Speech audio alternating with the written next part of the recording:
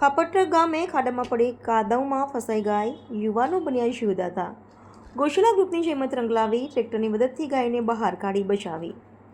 ઉના તાલુકાના ખાપટ ગામે એક ગાય ઊંડા પાણી ભરેલા ખાડામાં પડી જતા કાદવમાં ખરાબ રીતે ફસાઈ ગઈ હતી। ઘટનાની જાણ થતાં ખાપટ ગૌશાળા ગ્રુપના યુવાનો તાત્કાલિક દોડી આવ્યા હતા।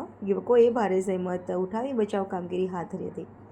ટ્રેક્ટરની મદદથી ગાયને કાદવમાંથી સલામત રીતે બહાર કાઢવામાં આવી હતી। સમગ્ર ઘટનામાં ગાયનો જીવ બચી જતાં ગામમાં રાહતનો માહોલ જોવા મળ્યો હતો।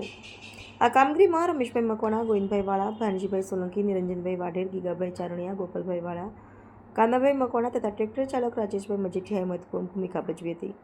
ગ્રામજનો દ્વારા યુવાનોની સેવા ભાવનાને બિરદાવવામાં આવી હતી। Krishna Solanki, Diu mirror news, Una. નમસ્તે મિત્રો, હું છું ચાંદની પરમાર।